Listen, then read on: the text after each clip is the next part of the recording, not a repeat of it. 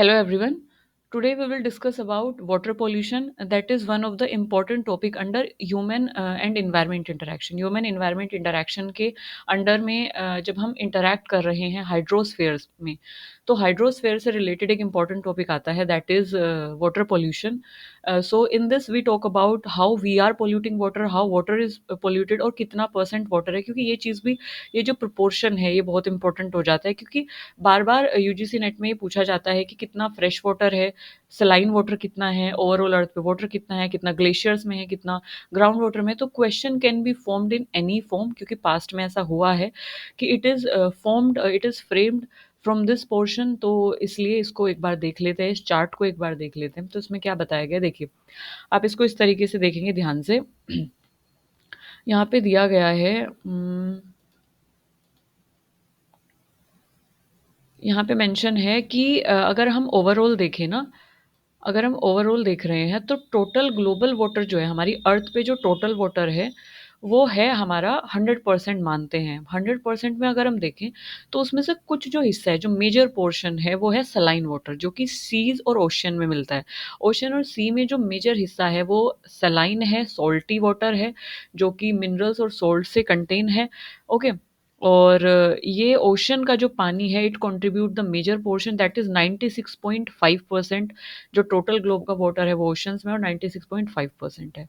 इसके अलावा जो अदर बॉडीज हैं, ओशन और ओशन में 96.5 हुआ, अदर जो बॉडीज है जो कि सलाइन है, जैसे सी है, या अदर जो ब्रैकिश वाटर बॉडीज हैं जैसे लगून्स वगैरह हैं, तो बाकी में है 0.9%। तो ओवरऑल अगर मैं बात करूं तो सलाइन वाटर कितना है, सलाइन वाटर इज लाइक 97% के अराउंड सलाइन वाटर है, आप ये बोल सकते हैं।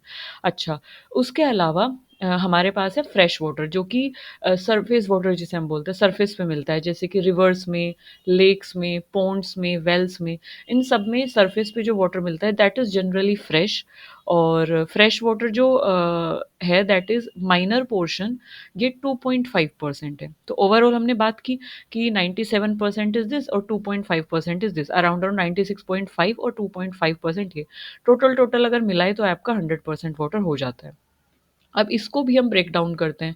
मतलब अगर हम फ्रेश वाटर की बात करें, जो कि सरफेस पे मिल रहा है, या सरफेस की हम बात करें, या फ्रेश वाटर की अगर हम बात करें, तो फ्रेश में से भी हम इसको डिवाइड करते हैं।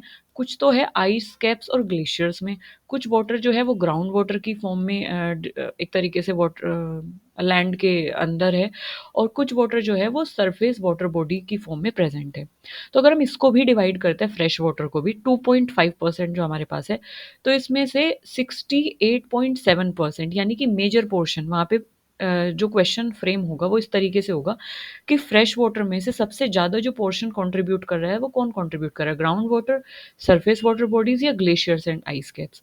तो सबसे ज़्यादा जो पोर्शन कंट्रीब्यूट करता है 68.7%, वो ग्लेशियर्स या आइस कैप्स में।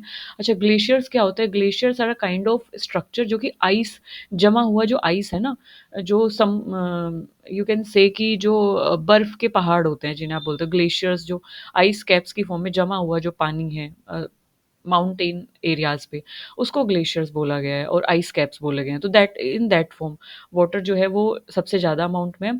फिर उसके बाद 30.1% जो वाटर है वो ग्राउंड वाटर की फॉर्म में स्टोर है, यानी कि धरती के नीचे वाटर टेबल जो है वो ग्राउंड वाटर की फॉर्म में 30.1% वाटर है। इसके अलावा 1.2% जो वाटर है वो सरफेस और अदर फ्रेश वाटर बॉडीज़ की फॉर्म में एक तरीके से लाई करता है, या सरफेस पे जो वाटर बॉडीज़ हैं उनकी फॉर्म में वो वाटर लाई करता है, जैसे कि रिवर्स हैं, ओशंस है, तो 1.5% फ्रेश वाटर वहाँ पे प्रेजेंट है। इसके अलावा अगर हम सरफेस वाटर बॉडीज़ को भी लें, या सरफेस वाटर बॉडीज़ को देखें, तो इसमें भी इसको हमने इन कैटेगरीज़ में डिवाइड किया है कि सरफेस और फ्रेश वाटर बॉडीज़ में जो पानी है वो सबसे ज़्यादा जो वाटर कंटेन करता है 69%, that is in ground ice and permafrost.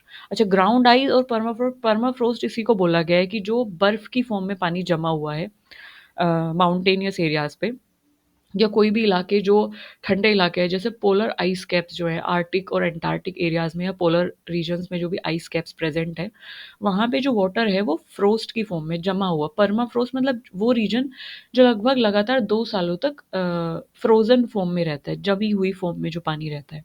तो ग्राउंड आइस और परमाफ्रोस्ट रीजन में फ्रेश वाटर सबसे ज़्यादा फॉर्म में प्रेजेंट है। उसके अलावा लेक्स में सबसे ज़्यादा प्रेजेंट है। लेक्स के अलावा वाटर सॉइल मॉइस्चर की फॉर्म में प्रेजेंट है, स्वैम्प्स में प्रेजेंट है, रिवर्स में प्रेजेंट है और एटमॉस्फेयर में प्रेजेंट है। तो यानी कि जो सरफेस पे पानी है वो इन इन फॉर्म्स में प्रेजेंट है। सबसे ज़्यादा परमाफ्रोस्ट जो बर्फ की लेयर जमी हुई है, उसके बाद लेक्स, देन हमारे पास आती है रिवर्स। अच्छा, स्विम्स और मार्शेस क्या होते हैं? जो दलदली इलाके हैं, वेटलैंड्स जो हैं, तो वेटलैंड्स में जो पानी कंटेन है, क्योंकि वेटलैंड्स में वो एक वाटर सैचुरेटेड लैंड है, तो उसमें लैंड पोर्शन होता है, सॉइल पोर्शन होता है और that is saturated with water. So इसलिए ज़्यादा नहीं, कम ही पोर्शन होगा, बट येस 2.6%। इसके अलावा रिवर्स और जो हमारी लिविंग बॉडी है उसमें भी वाटर कंटेन होता है, तो in living bodies and in atmosphere. So this is the distribution of water. और यूजीसी नेट में यहाँ से क्वेश्चन किया गया था कि ग्राउंड वाटर और ग्लेशियर्स में कितना वाटर प्रेजेंट है, या फ्रेश वाटर किस फॉर्म में कहाँ पे प्रेजेंट है, कितनी परसेंटेज में प्रेजेंट है। तो ये जो चार्ट है this is very much important. Now moving on to the next part, that is types of water pollution. So अगर हम पॉल्यूशन की बात करते हैं, तो जब हम पॉल्यूशन के बारे में पढ़ते हैं, पॉल्यूशन की बात करते हैं, तो पॉल्यूशन का मतलब है कोई भी अनवांटेड चीज़ या कोई भी अनवांटेड एलिमेंट, या ऐसा एलिमेंट जो कि हमें फिज़िकली, केमिकली या रेडिएशन की फॉर्म में प्रेज़ेंट है, फिज़िकली जो उस रिसोर्स सोर्स को गंदा कर रहा है, पॉल्यूट कर रहा है।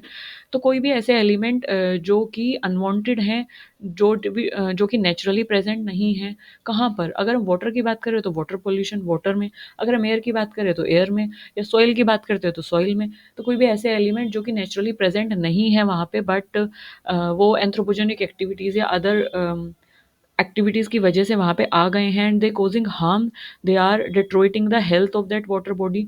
सो those unwanted substance which cause pollution, उनको हम पोल्यूटेंट बोलते हैं, and yes they pollutant create water pollution. अब वाटर पोल्यूशन जो है वो दो तरीके का होता है। First one is point source pollution and second one is आपका non point source pollution. If you talk about point source pollution, so जैसे नाम से ही पता चल रहा है, something that is coming from a point, एक जगह से जो उठ रहा है, एक जगह से जो आ रहा है, उसको पॉइंट सोर्स बोला गया है।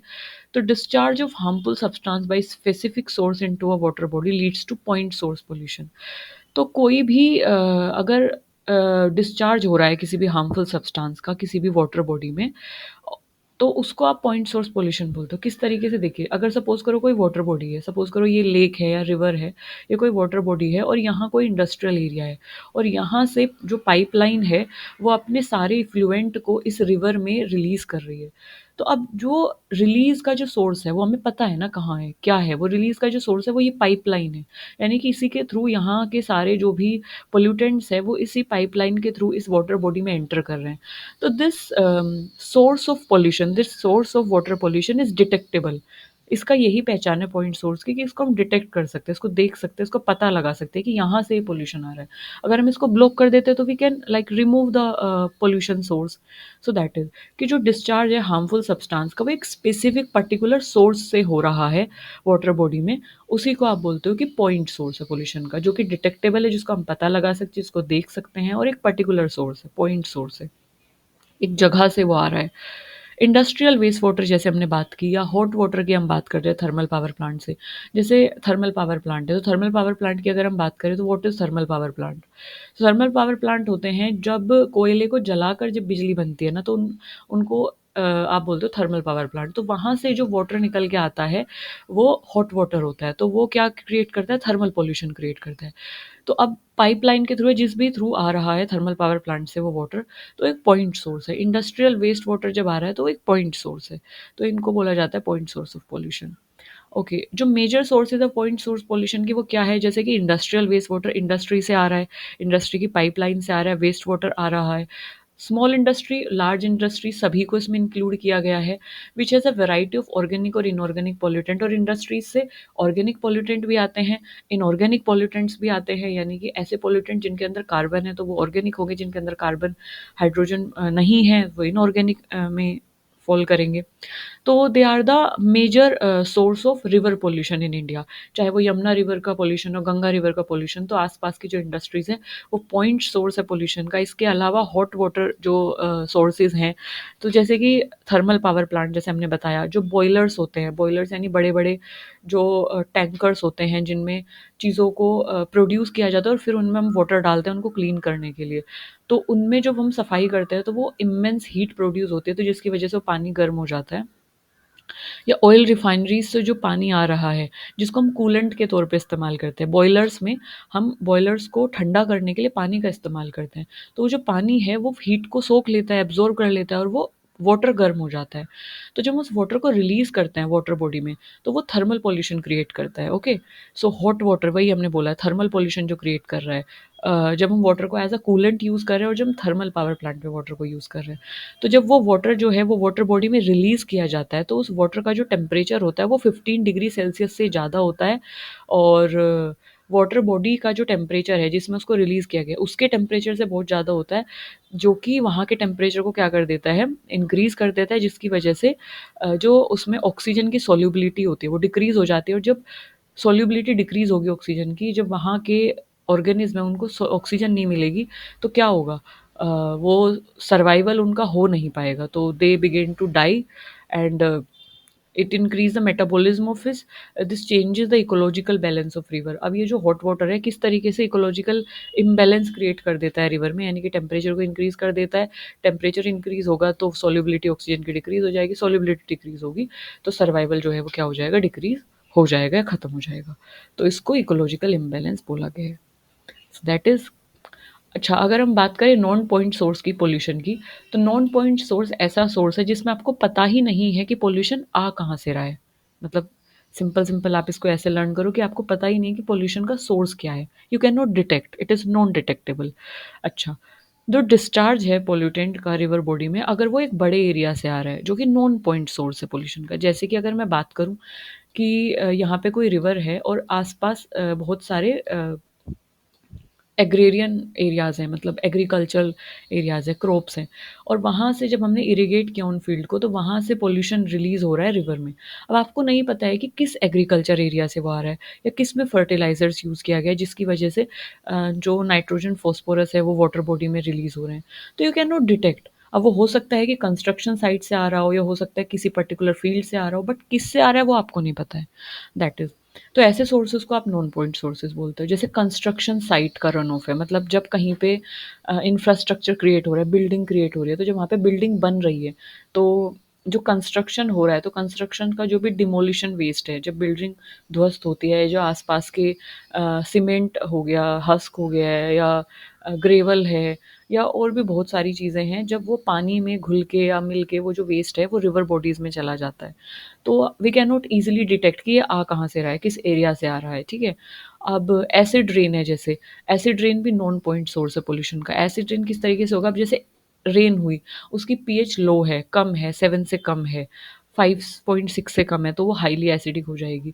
अब वो जो रेन है वो नॉन पॉइंट सोर्स है, हमें नहीं पता ना कि फ्रॉम वेयर, क्योंकि रेन तो ऊपर से फॉल करेगी और वो हर जगह पे फॉल करेगी, है ना? तो एक पर्टिकुलर सोर्स नहीं है जहाँ से वो आ रही है। सो दैट इज़, तो एसिड रेन को भी नॉन पॉइंट में कंसीडर किया गया है। अब नॉन पॉइंट सोर्स के को कैसे, इस तरीके से कहाँ से आ सकता है, जैसे municipal waste water.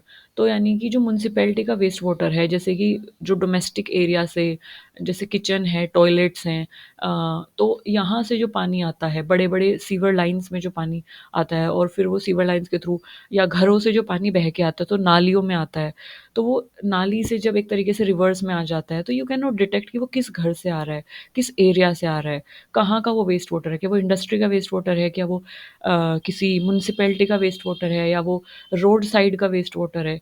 So it just flow on the land और वो रिवर में एंटर कर जाता है। तो you can not detect the actual source, तो जिसको आप बोलते हो नॉन पॉइंट।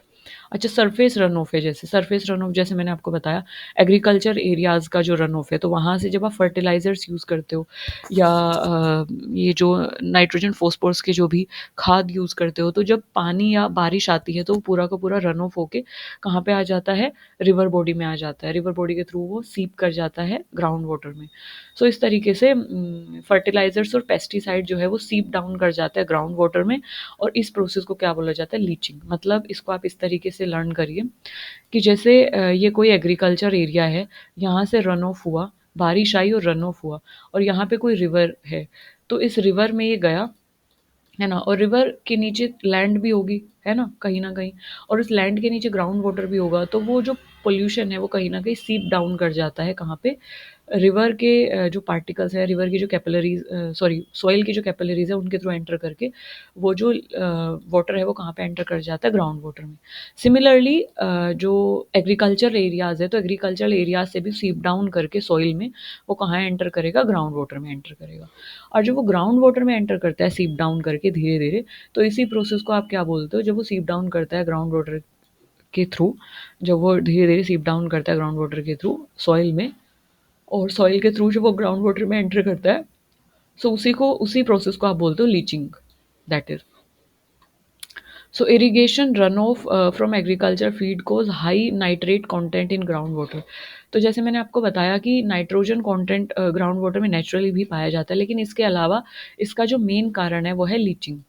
लीच डाउन हो जाता है। कैसे होता है कि जब आप इरिगेट करते हो फील्ड को, जब रन ऑफ होता है एग्रीकल्चर फील्ड से, तो जो नाइट्रोजन और फास्फोरस वहाँ पे यूज़ किया जाता है, नाइट्रोजन यूज़ किया जाता है, और वो जो वाटर है जब वो सीप डाउन करता है नीचे, जब वो सीप डाउन करता है एक तरीके से ग्राउंड वाटर में, तो ये एक मेन कारण होता है कि ग्राउंड वाटर में जो है वो नाइट्रेट पॉल्यूशन बढ़ जाता है, जिसकी वजह से मैंने बताया था नाइट्रेट पॉल्यूशन की वजह से क्या होता है, मिथाइमोग्लोबिनीमिया या ब्लू बेबी सिंड्रोम होता है।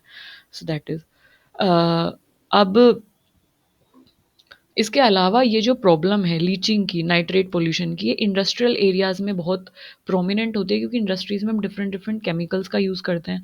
तो डिफरेंट डिफरेंट केमिकल जो हैं वो सॉइल की कैपिलरीज़ के थ्रू लीच डाउन करते हैं ग्राउंड वाटर में। सो यहाँ से इस तरीके से सरफेस रन ऑफ से पॉल्यूशन होता है। अच्छा, अगर हम बात करें ऑयल स्पिल की, सो ऑयल स्पिल जो है वो एक्सीडेंटल डिस्चार्ज है पेट्रोलियम का ओशंस में या एस्चुरीज़ में। मतलब जैसे पेट्रोलियम है, जब आप पेट्रोलियम को ग्राउंड वाटर से या सी के अंदर से पाइपलाइन के थ्रू एक्सट्रैक्ट करते हैं, निकालते हैं, तो उस दौरान अगर पाइपलाइन जो है वो रप्चर हो गई है, फट गई है या टूट गई है, तो उससे क्या होगा कि वो पूरा का पूरा जो पेट्रोलियम है वो क्या हो जाएगा, वाटर में स्पिल हो जाएगा। और क्योंकि जो ऑयल है उसकी डेंसिटी कम होती है वाटर से, तो वो वाटर की सरफेस पे आ जाएगा। ठीक है, तो एक एक्सीडेंटल डिस्चार्ज होता है पेट्रोलियम का ओशन में और एस्चुरीज में।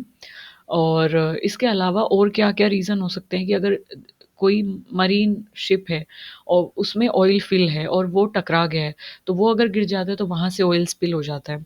ऑयल स्पिल के ऊपर भी एक सेपरेट वीडियो चैनल पे मिल जाएगी, so you can check it from there, oil spill, fate of oil spill और इन सब से रिलेटेड।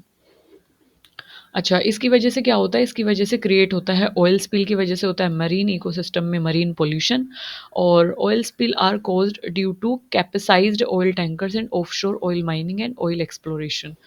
सो ये होता है कि due to capsized oil tankers और ऑफशोर ऑयल माइनिंग। अगर आप ऑयल माइनिंग कर रहे हैं, ऑयल को बार बार एक्सट्रैक्ट कर रहे हैं, पाइपलाइन अगर आपकी फ्रैक्चर हो गई है, पुरानी पाइपलाइन है, ऑफशोर शिप्स जो हैं जिनमें ऑयल फिल है, तो ये कुछ रीजंस हो सकते हैं ऑयल स्पिल के उस पर्टिकुलर एरिया में। Okay, now moving on to the next part, that is effect of water pollution on human life. अब इफेक्ट क्या हो सकता है, किस तरीके से ह्यूमन लाइफ को जो वाटर पोल्यूशन है वो प्रभावित कर सकता है।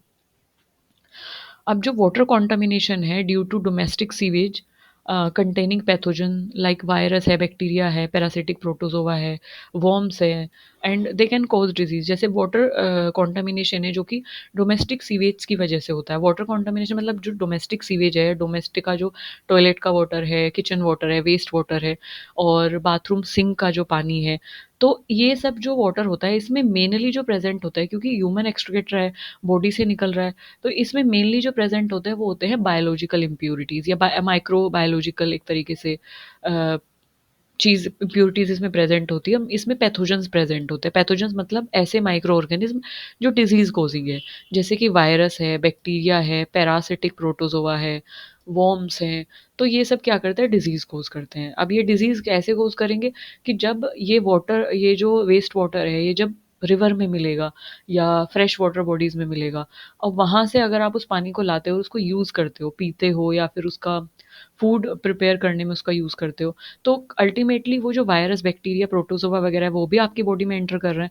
तो जिसकी वजह से आपको जॉन्डिस हो गया, कॉलरा, टाइफाइड, अमीबोइसिस, ये भी जो जितनी भी वाटर रिलेटेड डिज़ीज़ हैं, वाटर पॉल्यूशन की वजह से जो होती हैं, ये सब आपको होना स्टार्ट हो जाती हैं। इस टाइप के कॉन्टामिनेशन को render water unfit for drinking, और इस टाइप का जो कॉन्टामिनेशन है वो वाटर को क्या कर देता है, ड्रिंकिंग और बाथिंग और स्विमिंग, इरिगेशन वगैरह सभी पर्पसेस के लिए क्या कर देता है, अनफिट कर देता है। मतलब ड्रिंकिंग पर्पस के लिए आप उस पानी को यूज़ नहीं कर सकते, बाथिंग के लिए आप उसे यूज़ नहीं कर सकते, स्विमिंग के लिए भी, और इरिगेशन वगैरह के लिए आप उस वाटर को यूज़ नहीं कर सकते। क्योंकि अगर आप यूज़ करते हैं तो अल्टीमेटली ये सब जो पैथोजेंस है वो आपकी बॉडी में स्किन के थ्रू या अगर आप वाटर को इंजेस्ट करते हैं उसके थ्रू आपकी बॉडी में अगर जाते हैं तो आपको कॉलरा, टाइफाइड जैसी वाटर रिलेटेड डिज़ीज़ हो सकती है।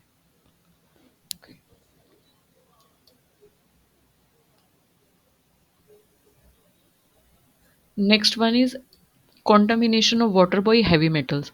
हेवी मेटल से किस तरीके से कॉन्टामिनेट होता है वाटर, या जो हेवी मेटल्स हैं वो किस तरीके से पानी में जाते हैं। तो हेवी मेटल किन को बोला जाता है, सबसे पहले तो हम ये बात कर लेते हैं। क्या वो हेवी होते हैं? Yes, they are heavy because they are heavy due to their density. Heavy metal, सबसे दो कैरेक्टरिस्टिक है हेवी मेटल्स की, कि हेवी मेटल जो हैं जिनकी स्पेसिफिक डेंसिटी है, जिनकी डेंसिटी जो है वो 5 ग्राम पर क्यूबिक सेंटीमीटर होती से ज़्यादा होती है। मतलब 1 क्यूबिक सेंटीमीटर में अगर हम देखें, 5 ग्राम जो एटम्स हैं वो प्रेजेंट होंगे, या 5 ग्राम पर क्यूबिक सेंटीमीटर से ज़्यादा जिनकी डेंसिटी होती है, ऐसे मेटल्स को आप हेवी मेटल की कैटेगरी में रखते हैं। अब ये प्रॉब्लमैटिक क्यों हैं बाकी अदर मेटल से? ये प्रॉब्लमैटिक इसलिए हैं क्योंकि जो मेन थ्रेट है ना ह्यूमन हेल्थ को, वो हेवी मेटल्स ही देते हैं। क्यों? क्योंकि हेवी मेटल्स, क्योंकि इनकी डेंसिटी काफ़ी हाई होती है और ये बहुत कम कॉन्सन्ट्रेशन में, बहुत कम एक्सपोज़र में, बहुत कम कॉन्सन्ट्रेशन में ये क्या करते हैं, अगर हम इनको इंजेस्ट करते हैं, इनको इन्हेल करते हैं या इनका इंटेक करते हैं, तो ये बहुत कम कॉन्सन्ट्रेशन में क्या करते हैं, प्रॉब्लमैटिक है, और बहुत कम कॉन्सन्ट्रेशन में ये बहुत ज़्यादा डेट्रीमेंटल इफ़ेक्ट कॉज़ कर सकते हैं बॉडी पे। अब ये हेवी मेटल कौन-कौन से हैं? जैसे कि lead, cadmium, mercury, arsenic, chromium. So ये कुछ कॉमन हेवी मेटल्स हैं जो कि बहुत कम एक्सपोज़र से ही क्या करते हैं, प्रॉब्लम क्रिएट करते हैं ह्यूमन बॉडी में, और बहुत डेट्रीमेंटल और बहुत क्रोनिक इनके इफ़ेक्ट होते हैं लंबे समय तक। ठीक है? अब जो हेवी मेटल है,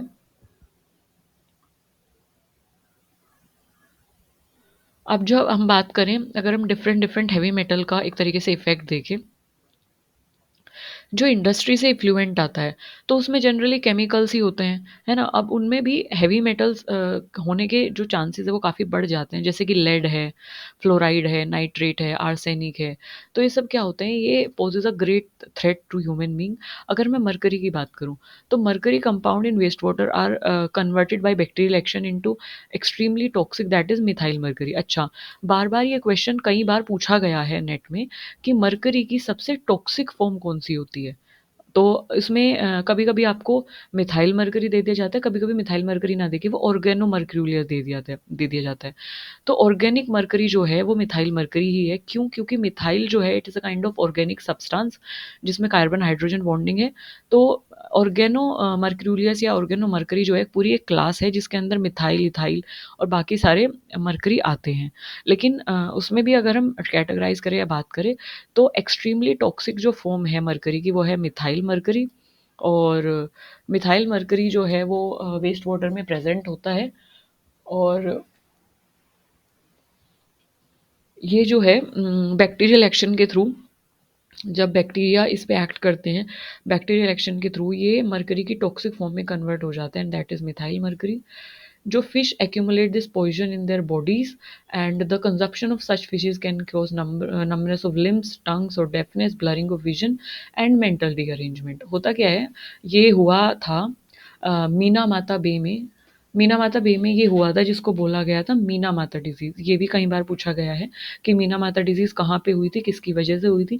तो मीना माता सिंड्रोम या मीना माता डिजीज जो है वो मीना माता बे जापान में हुई थी. 1950 में ये नोटिस किया गया था पहली बार, और ये हुआ था मरकरी की वजह से. और मरकरी में भी किस फॉर्म की वजह से, मिथाइल मरकरी की वजह से, जिसमें इंडस्ट्रीज से मिथाइल मरकरी जो है वो रिलीज किया गया था वाटर बॉडीज में. कहाँ पे, मीना माता बे में. फिर वहाँ की फिशेज़ ने इसको इनटेक किया, फिशेज़ को फिर ह्यूमंस ने इनटेक किया, और जब ह्यूमंस की बॉडी में वो मिथाइल मरकरी गया तो उनका जो मेंटल रीअरेंजमेंट, उनकी टंग, उनके लिप्स, उनके लिम्स, उनका ब्लरिंग ऑफ विजन, डेफनेस, ये सब देखने को मिला. और गेंगीवाइटिस देखने को मिला. सो इस तरीके से इस डिज़ीज़ को आपने मीना माता डिज़ीज़ नाम दिया. एंड इसको ही एक तरीके से that is caused by mercury. So ये इंपॉर्टेंट है. इसमें ये किसकी वजह से हुई मीना माता डिज़ीज़, ये इंपॉर्टेंट है, that is mercury, methyl mercury. Next हमारा आ जाता है पेस्टिसाइड्स. जैसे मैंने आपको बताया भी था कि जो पेस्ट को किल करने के लिए यूज़ होते हैं, उनको पेस्टिसाइड्स बोला जाता है. अगर हम बात करें ऑर्गेनोफॉस्फेट्स और कार्बोनेट्स जो प्रेजेंट होते हैं पेस्टिसाइड्स में, that get washed off in water bodies, damage the nerve system and cause cancer.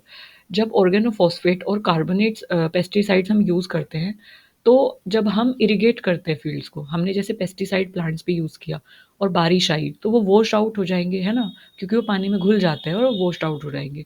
या अगर हमने इरिगेट किया फील्ड को तो भी वो वॉश आउट हो जाएंगे. और वॉश्ड आउट होके वो कहाँ जाते हैं, वाटर बॉडीज़ में जाते हैं.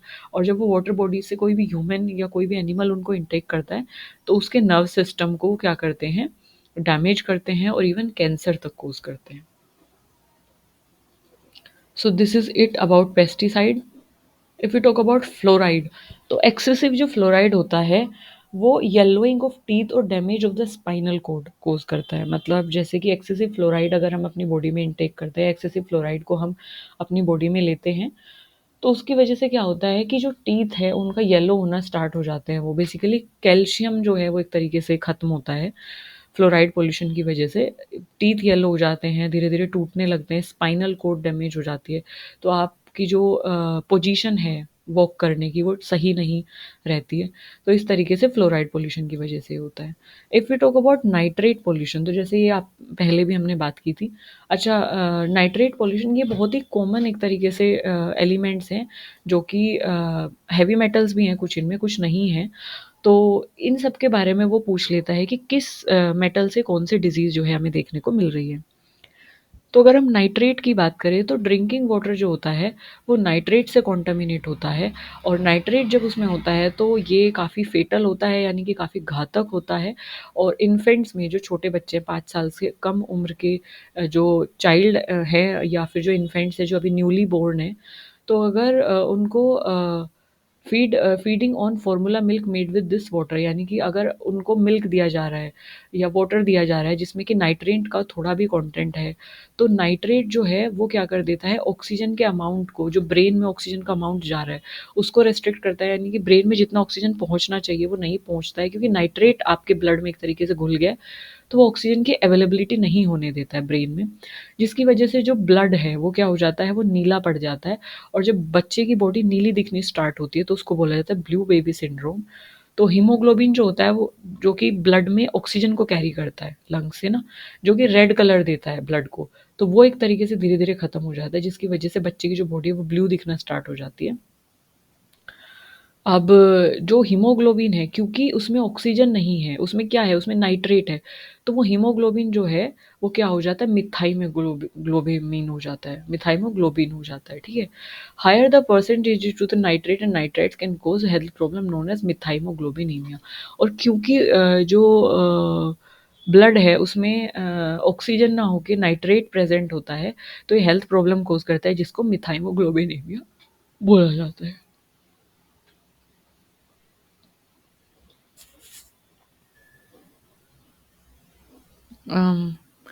इसके अलावा अगर हम क्रोमियम की बात करें तो chromium is a kind of heavy metal and chromium is a mineral that aids in the body's ability to use insulin to convert carbohydrate to energy. अच्छा, क्रोमियम की क्या एबिलिटी है कि ये इंसुलिन को यूज़ करता है ताकि इंसुलिन कार्बोहाइड्रेट को ब्रेक डाउन करे और कार्बोहाइड्रेट से एनर्जी प्रोड्यूस होती है ना। It is used in many industries this chromium.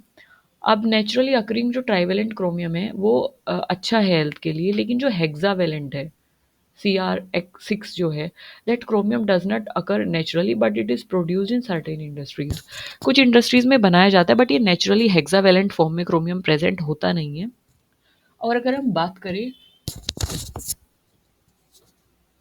तो सबसे टॉक्सिक जो फॉर्म है क्रोमियम की वो कौन सी फॉर्म है? हेक्सावेलेंट क्रोमियम है। सो जैसे मिथाइल मरकरी मरकरी की टॉक्सिक फॉर्म है, उसी तरीके से टॉक्सिक फॉर्म हेक्सावेलेंट क्रोमियम है क्रोमियम की, जो कि लंग कैंसर कोज करता है अगर कंटिन्यूअस एक्सपोजर में हम इसके रहते हैं। Breathing chromium dust is the main route of exposure to it. Chromium dust को अगर हम बार बार वहाँ पे काम करते हैं, उसको ब्रीद कर रहे हैं, तो ये एक मेन कोज है इसका। A plant absorb chromium and it can be passed one who eat the plant. Plant जो है एक तरीके से इनटेक करते हैं क्रोमियम का, उसको एब्जॉर्ब करते हैं और फिर वो उन बॉडीज़ में भी जा सकता है जो कि प्लांट से बने मटेरियल को या उस प्लांट को यूज़ कर रहे हैं या उस प्लांट से रिलेटेड किसी भी प्रोडक्ट को यूज़ कर रहे हैं, तो उनकी बॉडी में भी पास हो सकते हैं। अम, क्रोमियम से रिलेटेड मटेरियल को अगर हम यूज़ करते हैं, कॉन्टामिनेटेड सॉइल को अगर हम एक तरीके से even contact with such contaminated soil, अगर हम इस कॉन्टामिनेटेड सॉइल या क्रोमियम से कॉन्टामिनेटेड सॉइल में हम कॉन्टैक्ट में आते हैं, तो ये भी क्या करता है क्रोमियम का, हमारी बॉडी में क्रोमियम की कॉन्सेंट्रेशन को इंक्रीज़ करता है। Okay, if we talk about next one, that is cadmium या arsenic, this is also very much important। जो earlier हमने देखा इसको इंसेक्टिसाइड्स और रोडेंटिसाइड्स मतलब जो रोडेंट्स को किल करने के लिए यूज़ होते हैं, जैसे रैट्स और रेबिट्स वगैरह है, इनको किल करने के लिए जो यूज़ होते हैं उनको रोडेंटिसाइड्स बोला जाता है। वुड प्रिजर्वेशन के लिए भी यूज़ होता है।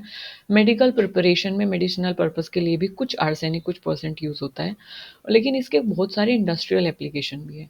अब डिफरेंट फंजी और जो ऑर्गेनिज्म है वो आर्सेनिक को किस में कन्वर्ट करते थे? डाई मिथाइल आर्सेनिक वाटर में, इसको माइक्रो ऑर्गेनिज्म इसको एक तरीके से ब्रेक डाउन करके डाई मिथाइल आर्सेनिक में कन्वर्ट कर देते हैं, which get detected in natural water. और ये बर्ड शेल को क्या करता है, एक तरीके से बर्ड शेल की थिनिंग कोज कर देता है।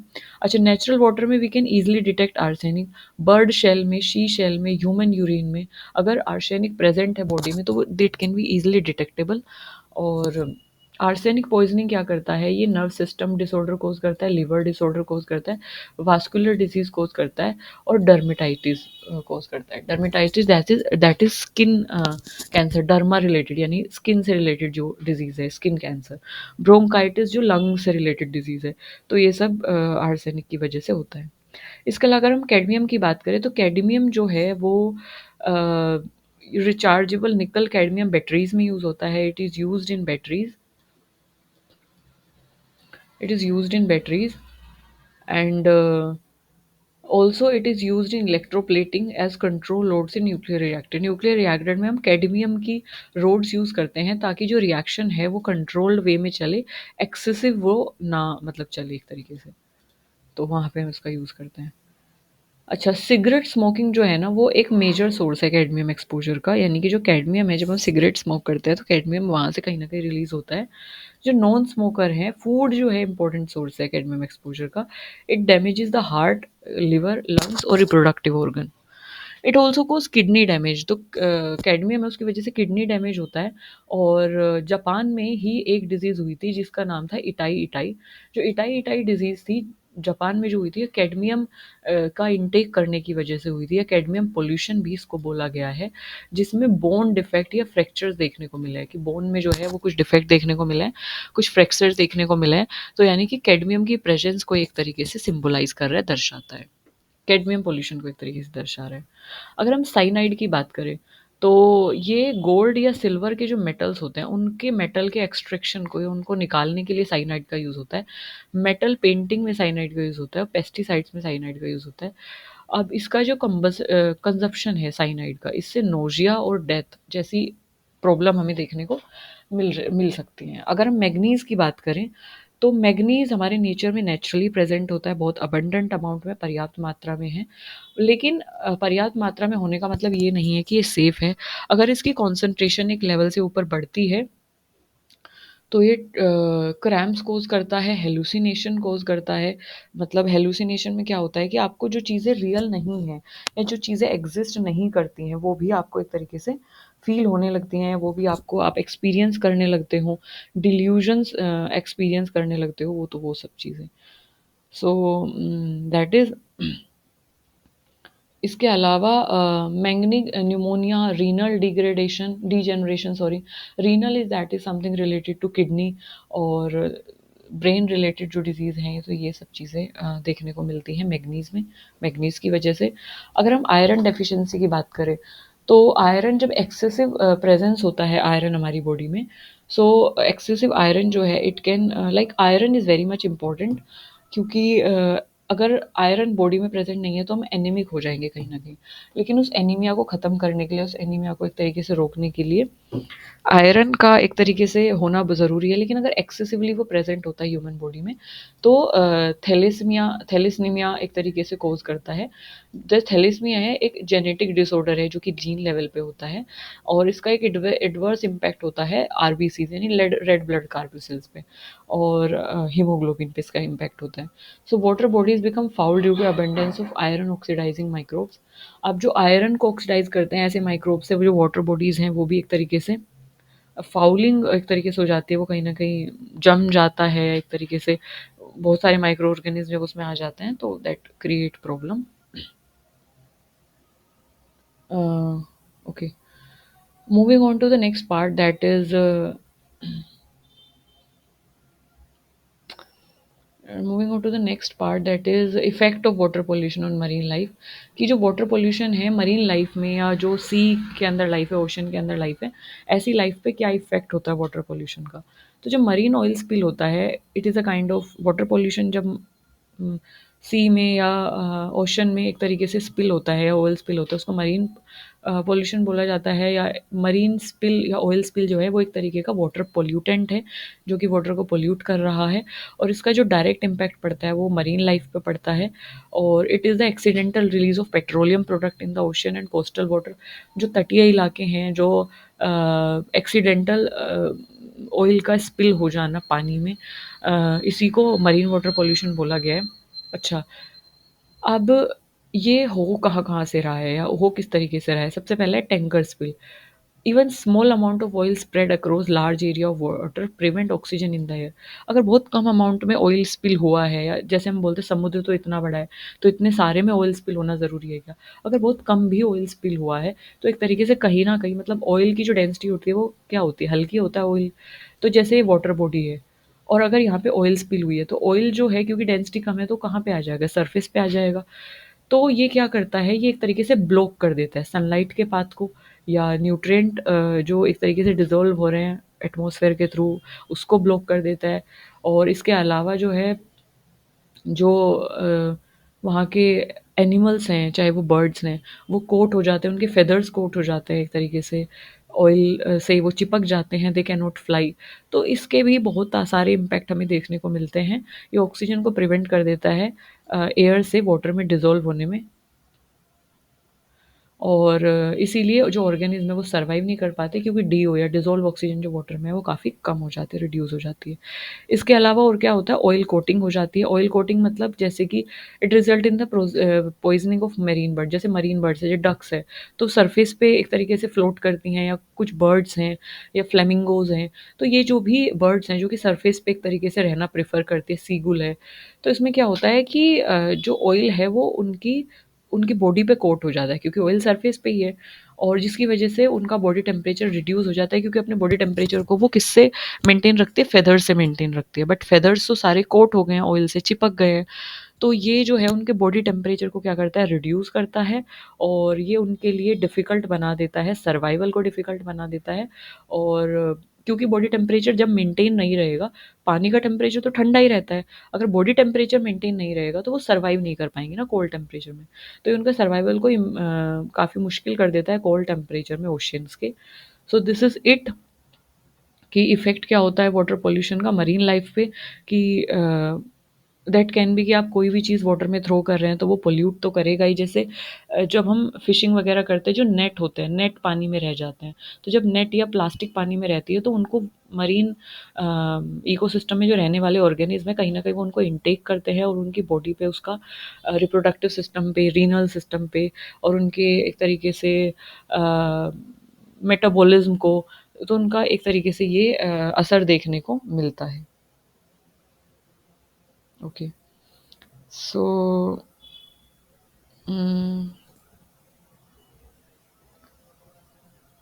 इसमें we talk about pollution due to different types of metal that can be heavy metal, that can not be heavy metals. So अच्छा, इसमें जैसे कि इसमें एक और टर्म पे बात की गई है मैग्नीज की वजह से, मैंगनीज की वजह से। अच्छा, मैग्नीशियम और मैग्नीज दो अलग अलग, एम एन इज मैग्नीज और मैग्नीशियम इज एम जी, तो ये दो अलग अलग एलिमेंट्स है, तो प्लीज़ डोंट कन्फ्यूज़। इसमें जो है एक टर्म दी गई है, एक बात की गई है ट्रिमर्स के बारे में। तो it's a kind of like parkinsonism होता है, या जो मेंटल लेवल पे या मेंटल हेल्थ पे या एक तरीके से माइंड लेवल पे जो डिजीज़ कोज कर रहा है मैग्नीज, उसके बारे में यहाँ पे बात की गई है। न्यूरोलॉजिकल एक तरीके से डैमेज कर देता है, या हमारे जो न्यूरॉन्स हैं ब्रेन में उनको डैमेज कर देता है मैग्नीज, जिसकी वजह से मेंटल रिटार्डेशन और मेंटल हेल्थ इश्यूज काफ़ी सारे हो जाते हैं। तो that is hallucination, I explained you already. Magnetic pneumonia, pneumonia is a kind of lung related disease. Renal is like related to kidney. So all these things, yeah, all these diseases that is caused due to entering of heavy metals inside our body after a certain level. सो जैसे कि arsenic present होता है already nature में, but after a certain limit, permissible limit एक तरीके से हमें CPCB ने दी हुई है। तो एक परमिसेबल लिमिट के बाद जो उससे एक्सीड अगर कोई हैवी मेटल कर जाता है, या कोई भी मेटल अगर ओवरडोज हो जाता है, तो डिफरेंट डिफरेंट टाइप की डिजीज़ हमें कॉज करता है। So I hope I am able to make you understand this topic. और इसमें हमने बात की है पोल्यूशन के बारे में, पॉइंट और नॉन पॉइंट सॉल्यूशन के बारे में हमने देखा कौन से पॉइंट है, कौन से नॉन पॉइंट सोर्स है। फिर हमने सारे पॉसिबल मेटल्स और हैवी मेटल और नॉन हैवी मेटल से क्या क्या डिजीजेस हो सकती हैं उनके बारे में बात किया। एंड देन हमने देखा कि अगर वाटर पोल्यूशन होता है तो उसका वाटर में रहने वाली, जो मरीन में रहने वाली जो लाइफ है, उस पर कैसे असर पड़ता है, तो वो सब भी हमने देखा। So this is it about water pollution.